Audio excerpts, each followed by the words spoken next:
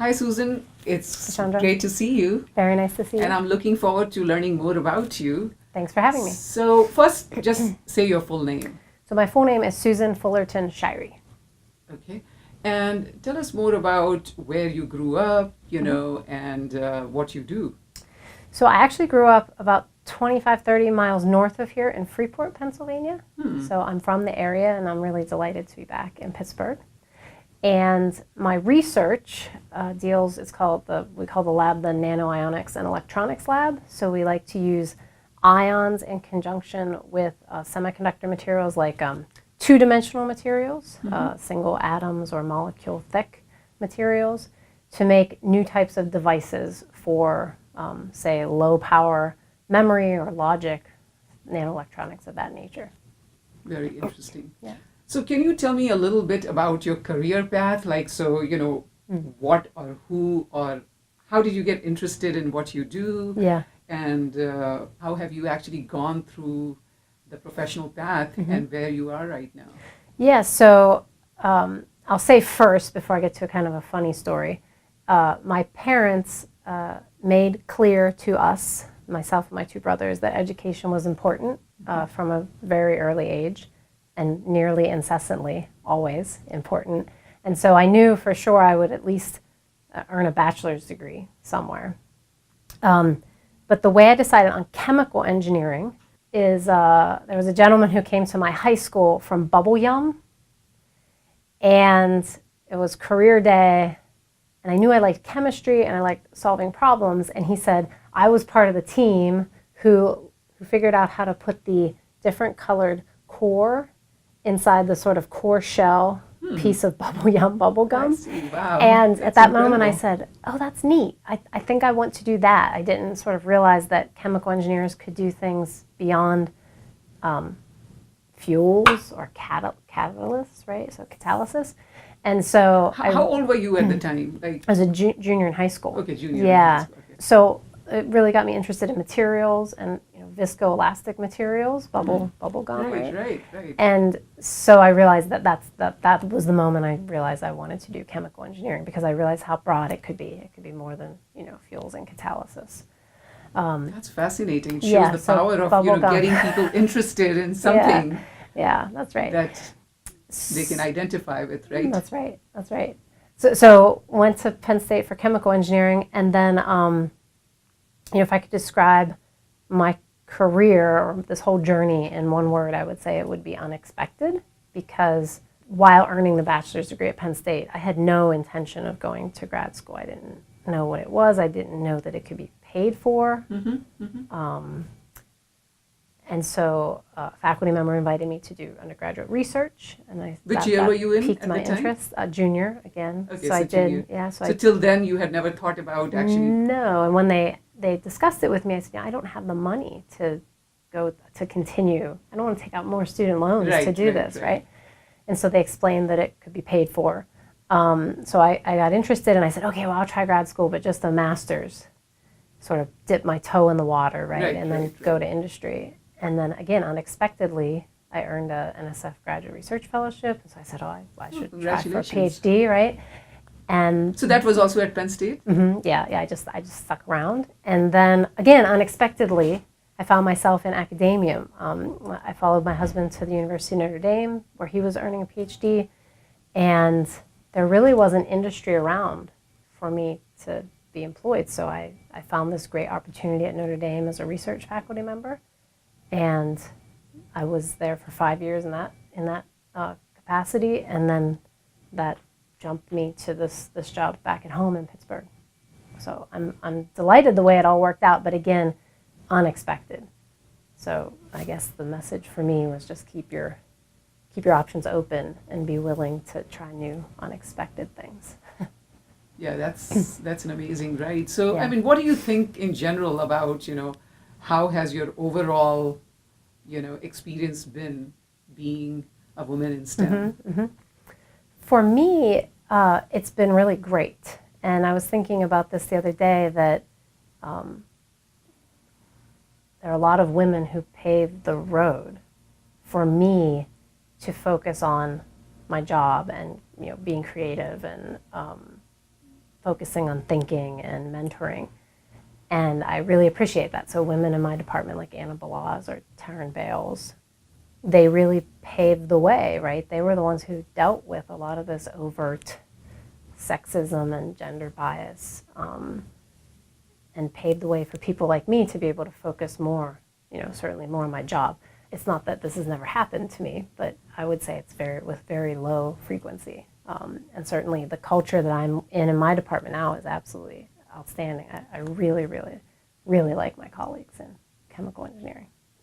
Oh, that is amazing. Yeah. That's really wonderful. So, but just, like since you have been in STEM for a long time, have you experienced any gender bias? Of course, yeah. Again, I think it's with pretty low frequency, but there's one particular example that has stuck out to me and it's sort of a more recent example. And it's interesting. I think it's an obvious example, right? So these examples can be hard sometimes. You don't realize till afterwards, right, that something's going on. But this was an example where I realized in the moment, right? So the backstory is that for a project that I was leading, I was going to need to go, so I was a research faculty member, so I was often in the lab, go to Lawrence Berkeley National Lab and learn how to synthesize some nanoparticles. And I wrote a proposal to get the time to do that. So no money, but they were going to teach me how to do it. And that went through, but then the project changed, making that not needed. Right. And so I ended up not going, and there was an administrator who somehow made the assumption that the reason I didn't go wasn't to do with the science, but it had to do with the fact that I had a baby that year. And so he just said to me, oh, right, you were supposed to go to Lawrence Berkeley National Lab, but you had the baby. And so, I'm the type of person that I want people to give me the benefit of the doubt. Absolutely. So first time, I just said, oh, no, it's a misunderstanding. That's not true at all. The science is what dictates. We decided, and I explained why. And so that's fine. I didn't think much of it. But then it happened again. And it happened a third time. And by the third time, I realized, okay, this is just ingrained in this person's brain. It's me having a baby was just so tightly coupled in their brain, they could not think beyond it. Yeah, they could not separate it.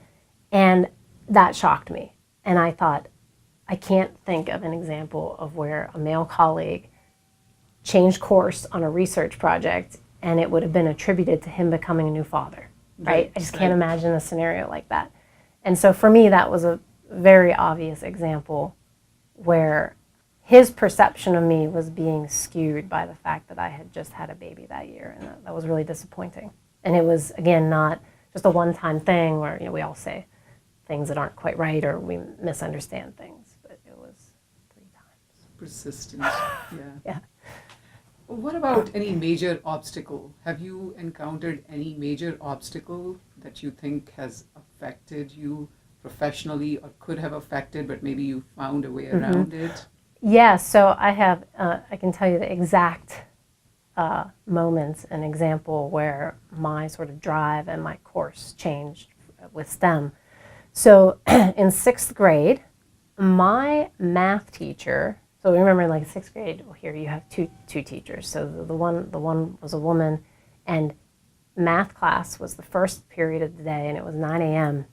And this woman was notorious for hanging out in the faculty lounge. Pretty sure she was smoking because she smelled like smoke when she came back. But nonetheless, she would basically miss most of our math class. So we would just sit there and play, right? So we thought that was cool because we were 6th graders. And the principal didn't do anything about it? No. So an entire year of this goes by, and we're asked to take an exam to see whether or not we should take pre-algebra in junior high school or take a regular or even remedial math class. And I remember the day very vividly. I got the test, sat down in front of me. I was going to nail it, right? Math, simple math. And there were letters on the test instead of numbers. And I had no idea how to deal with that. No one had ever explained to me that a letter could represent a number. And so I remember raising my hand and saying, I think I have the wrong test. Like, this is a typo, right? There are letters on my test. Right. And of course, this woman was just, I can't help you at that point. So, of course, I failed the test. I remember feeling very panicked. It was sort of the first time I took a test where I was clueless, right? But I wasn't given the tools. And so I went home and I told my family this, and my two brothers are also engineers, older than me, and my eldest brother said, this isn't okay. She's going, because she didn't know the rules, Right. she's going to be put back a year for the rest of her career. Like, let's move this the whole way back to the rest of her career. And so my parents got involved, and they said, give her the summer and let her take the test again, like after she teaches herself or we teach her the rules. Right. And so it turned out to be a blessing, because I took the pre-algebra book and I taught it to myself, which, as you know, you learn it way better, right, if you teach it to yourself. But I was determined, because I was mad, right? I thought, don't tell me I don't know how to do this. I just didn't even know the rules of the game, right? Right. And so that was a big turning point for me, because I clearly passed the test, went into pre-algebra, and then I ended up at, with the highest combined math and science grades of anyone, in my graduating class. And it really lit a fire under me, to do that. But I think it speaks to the importance of paying attention. I mean, what I'm trying to say is, if my brother hadn't made a big stink about this, my life, I think, would have been very different. My career path would have been very different, because I remember thinking, I'm just terrible at this. I'm just bad at math. So you can see your siblings can play a very positive role in your life, that's right? That's exactly right. Yep. So that's a wonderful story. Yeah. So I also wanted to ask you, what's your thought on balancing work and family? Yes, I've thought about this a lot. So I have a 4-year-old and a 12-week-old, and PQI gave me the opportunity to give a seminar about this, and it's online. Right. It's fascinating. And it was on both work-life balance and the imposter syndrome, and so it's available on the website now. So I've thought about this a lot, and the thing I love about this job, which I didn't realize when I wanted to go into industry, is how flexible it is. I mean, of course, we work really hard, but I don't mind at all the fact that I can hold my baby and still submit a paper, which I did, quite a bit on maternity leave. Right.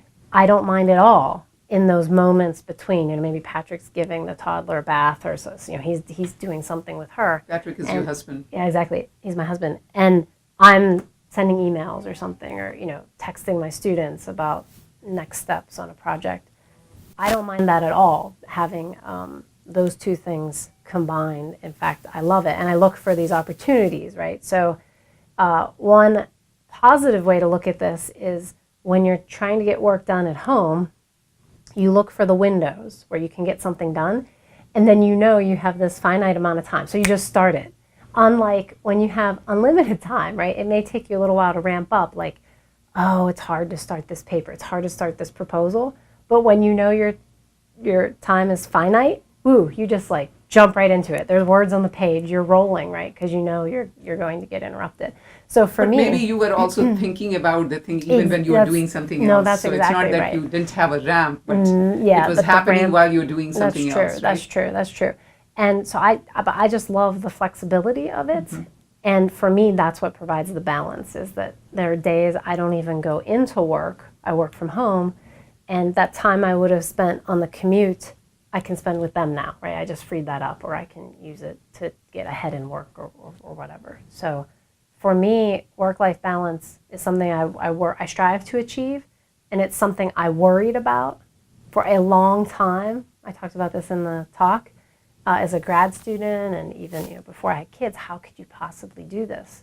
And if I could go back and tell myself anything, it would have been, just relax, right? Just relax. You'll be fine. You'll figure out how to balance it, and you'll live your life in a smart way, right? You'll have technology to help you, and you'll have people that are going to help you, and you're going to marry someone who's going to be a complete, team, right? 50-50, doing, the work with you. And so for me, work-life balance right now is actually pretty outstanding. So I was going to ask you, what advice would you give to young women who want to emulate you? For example, it looks like a lot of things that you said just now are suggesting that you really think that the career that you have is a really good career for women in STEM, right? I I do. And again, we work hard. We work a lot of hours, but it's possible to blend those hours, together with your family if you're flexible and if you're open to that. So I would say, just in general, to girls who want to pursue STEM, women who want to pursue STEM, it's just fundamentally just work hard and do quality work, because the quality work is what's going to get you moving forward and advancing in your career. And I often think about this because maybe I don't do as much outreach as some. So if you're comparing yourself to other people, but for me, there's something about showing up for work every day and being good at it and striving to do my best that must be a form of outreach, right? Because I'm showing other women, look, you can do it, right? You can have a family, you can produce quality work, you can achieve this. And I think, looking back, once you see a female mentor or someone in that position that maybe you're interested in, I think that makes a huge difference, right? For the chances of that woman successfully pursuing that career path. So my advice fundamentally is work hard, of course. And have fun.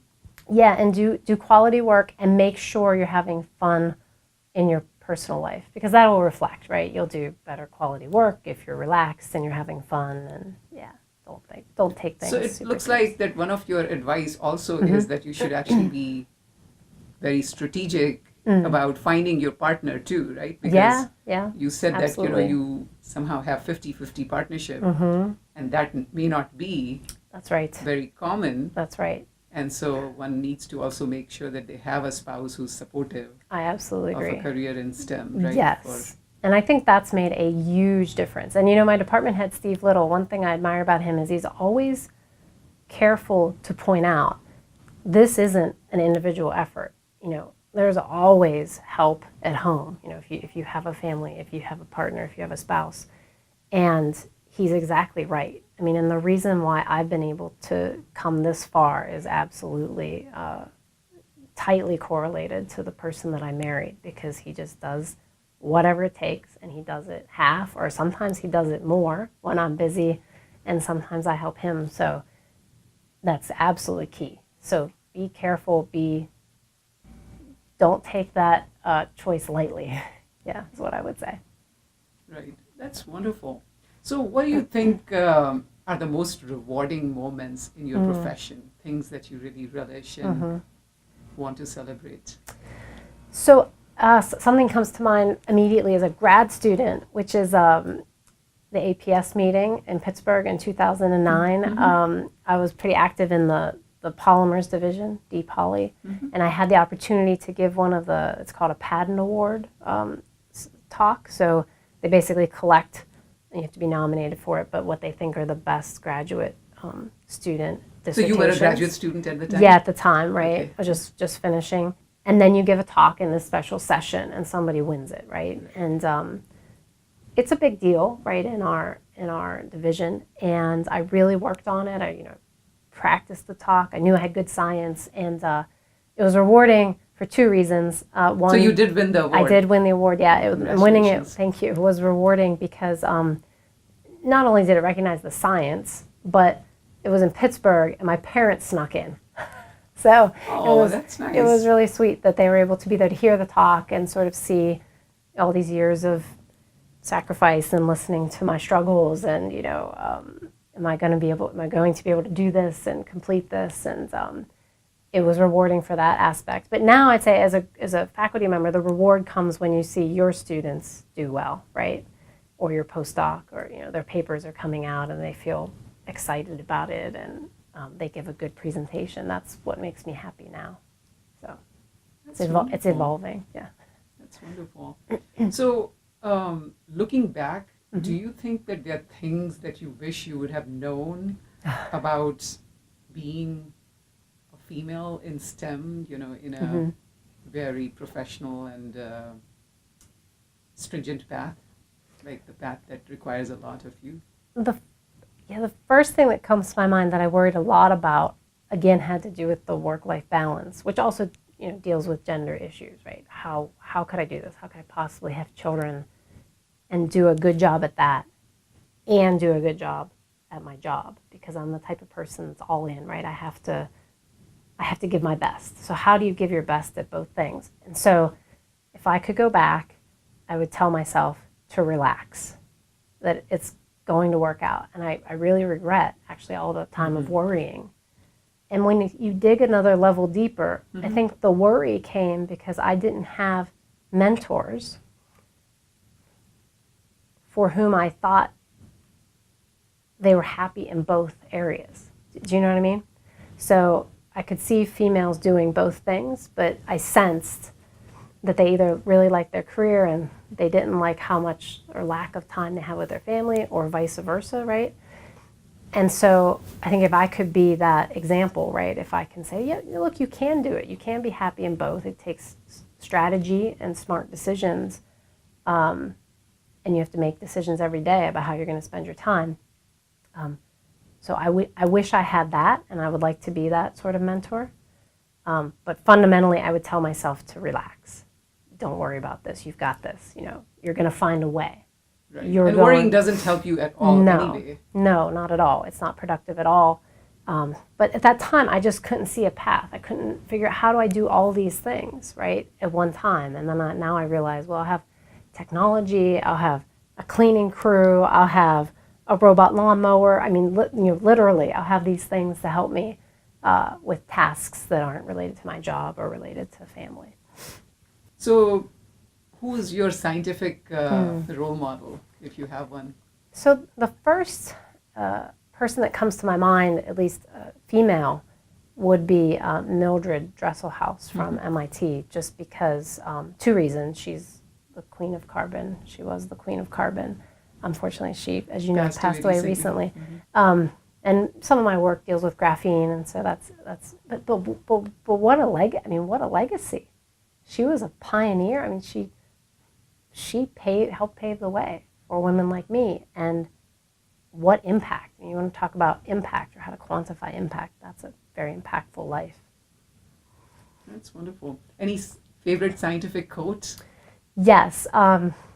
This comes to me often, and I think the author of this is it's a German guy, Schroden something, but it's a very famous quote of research is seeing what everyone has seen and thinking what no one has thought. Very nice. I think of that often, actually, because That's we all very see nice. these problems, and you have to think of some new way to tackle it. Very nice. Yeah.